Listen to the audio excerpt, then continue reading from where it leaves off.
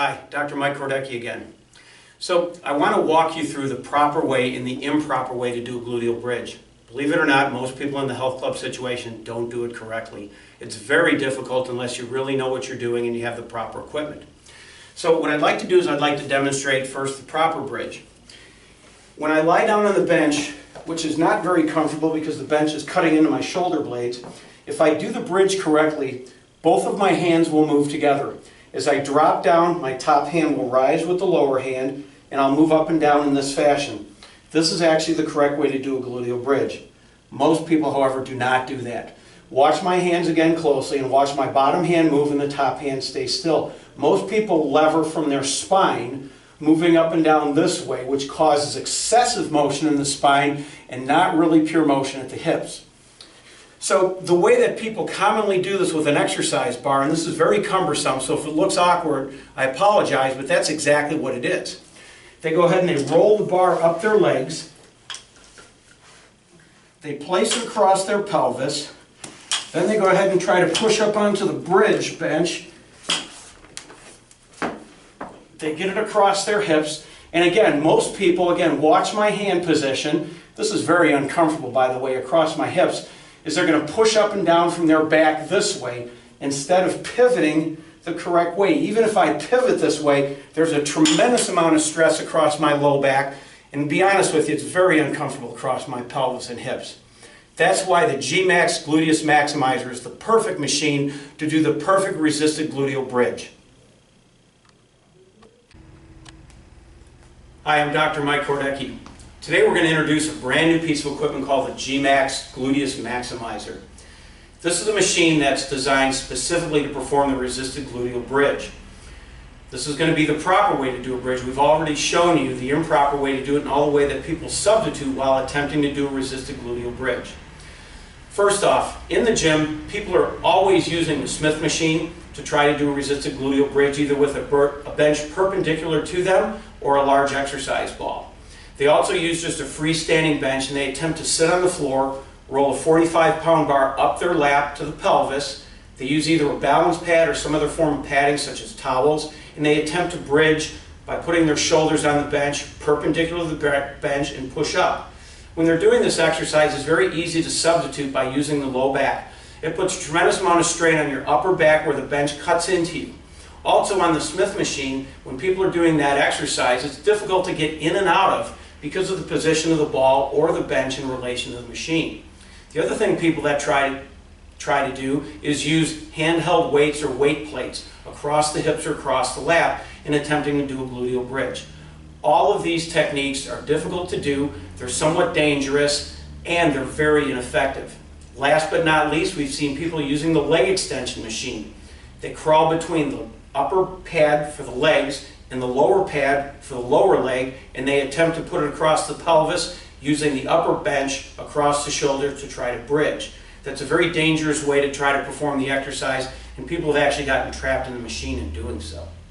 So what I'd like to do now is I'd like to demonstrate the G-Max Gluteus Maximizer, how easy it is to set up, and I'm going to introduce Julie, and she's going to help us do that. So Julie's 5 feet tall. We've already tested this machine, and it works perfectly with someone 5 feet tall as well as someone 6'7". So it accommodates a number of body types and basically different heights of the individual. So what we're going to do is we're going to show you how nice and easy it is to set up. The first thing is Julie's gone ahead and selected the weight, and for this morning we just used 20 pounds. We found that people actually use less weight on the G-Max than they would with a regular bar because, again, they can't substitute. They're going to target the area specifically. On the G-Max machine, there's a waist belt. Julie's going to simply snap in the waist belt, cinch it down, and she's actually ready to work. She's going to fold her arms across her chest. She's going to clench her gluteal muscles, and she's going to push her hips up to the ceiling, doing the perfect gluteal bridge. In this way, she's targeting her gluteal muscles. You can see she's not using her low back. She's not putting stress on her shoulders or her neck, and this is actually the perfect way to bridge. So our protocol on this is pretty simple. First off, Julie's going to come up and she's going to hold at the top and then drop back down to the bottom, and that's a straight bridge.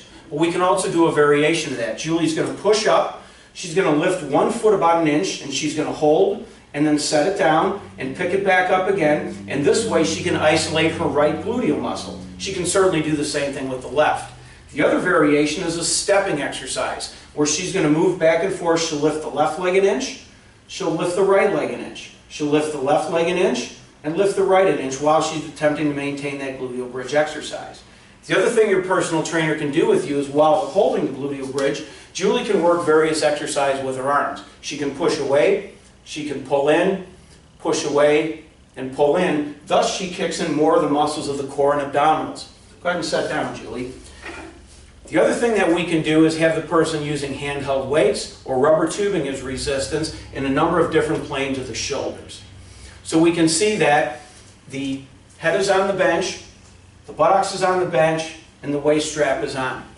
The way that this is working for her to get up and leave is simply unfasten the weight belt, stand up, and go. So some of the advantages of the G-Max Gluteus Maximizer: number one, it's easy to set up. It's very easy to get in and out of, just as you've seen. There's no strain on the low back, there's no strain on the neck or shoulders.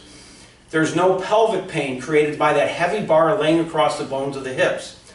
It's markedly safer and it's significantly more effective.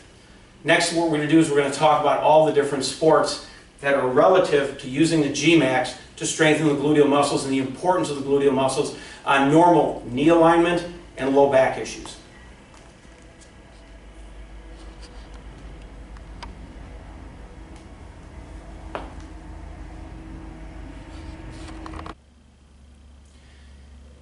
We've already seen in the medical literature that nice, strong gluteal muscles contribute to good body health overall. Weak gluteal muscles are the #1 cause of hip pain, knee pain, and low back pain. Good, strong gluteal muscles maintain the pelvis in a proper position, they maintain stability of the hip, and they actually improve the alignment of the knee while performing any type of land-based activity. So when we look at the different type of athletics and number of sports that are performed, every single one of them relies on good, strong gluteal muscles. Let's look at baseball, for example. The gluteal muscle is important in the batting position for stance, as well as the throwing position for push-off and stability of the hip. In golf, when a golfer swings, he relies on having a good, strong gluteal muscle to stabilize as he turns through the ball. Tennis is the same way. In order to set up to swing at a tennis ball and actually move your hips through the ball, the gluteal muscles have to be firing to control the pelvis and move the hips. That creates more energy and more force through the upper body. Throwing a baseball is the same way. When an individual goes to throw a ball, they have to rely on a good, strong base of support and a good drive forward from the back leg. The gluteal muscles are the important factor in that equation. When we look at a football player, when a football player engages an opponent, they're driving forward from their legs, again, extending the hip and using the gluteal muscle. A runner having good, strong gluteal muscles is critical to enhance their speed and performance. If we look at a non-land-based athlete, we think of the swimmer. And a swimmer having good, strong gluteal muscles to extend the hips as they kick and not cross the legs over is a significant contributing factor to dropping their times and increasing their performance in the water. So there's really no sport that is out there that doesn't involve using the gluteal muscles, and having good, strong gluteal muscles that are created by the G-Max Gluteus Maximizer are going to be the key to strong athletic performance.